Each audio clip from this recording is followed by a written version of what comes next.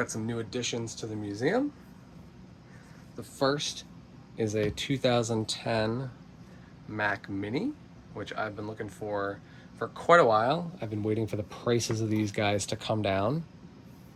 But this is the second generation design for the Mini with the black back, the full unibody construction, so everything kind of slides in and out of here. Not simple like you would think so, but it does. If you take the whole thing apart, this kind of slides out. But the one improvement they made on this Mac Mini that's pretty huge over the previous Mac Mini is that you can actually replace the memory easily by just unscrewing this cap and taking the door off. So that's pretty nice. I've been looking for one of these for a while, but I've been waiting for the price to come down. So this is a 2010 model, which makes it 12 years old. It's rocking a Core 2 Duo, 2 gigs of RAM, and a 320 gigabyte hard drive. And I got it for about 50 bucks, which is perfect for a museum item. A couple years ago, I was looking for these and they were all around 125, and that was just too much for me to pay. So I found one for around 50, picked it up. It even came in the original box, which is pretty cool, which I have here. Yay for boxes. And the only issue with it was that the seller said they purchased it from Hong Kong and the hard drive was erased and it needed software installed. So I did a software install from a USB stick and that was fine. Everything was intact. The only weird thing was that it was in Chinese, so I had to learn how to change the system language, and I had to figure out how to use all that stuff without being able to read any of the menus, but I got it working.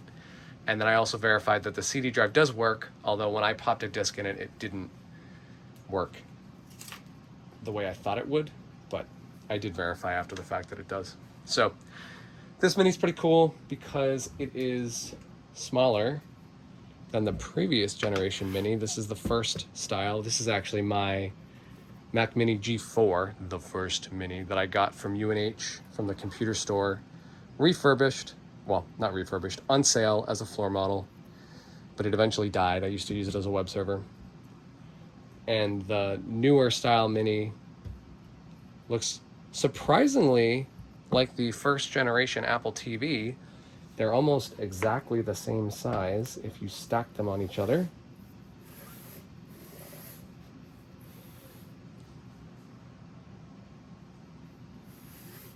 And the first generation Apple TV almost looks like your current Mini without a CD drive. So that's the Mini. My second edition here is a Unibody Plastic Macbook from 2009. Now this was the successor to the 2006 MacBook, the Intel MacBook, the first Intel MacBook, which was the replacement for the iBook. This is Sally's first Mac that she got for college. Ta-da! They did that for a few years, and then they came up with a unibody model, which is a little bit different. It is basically the design of the MacBook Pro, the metal MacBook Pro, with all the rounded edges, literally made out of plastic. It has a glass trackpad. It has the same keyboard inset. It just doesn't have backlit keys. It has similar ports. Get this one out of the way. It's got similar ports to the MacBook Pro, except it doesn't include FireWire. And it doesn't include an SD card slot. But these are really cool. I was also waiting for this to become cheap enough for me to add to the museum. A couple years ago, again, just like the Mac Mini, they were around 125 bucks a pop. That wasn't quite low enough for me. I got this one for about 50. The thing that's amazing about this, though, is that Apple only had these for 2 generations, for a year and a half or 2 years.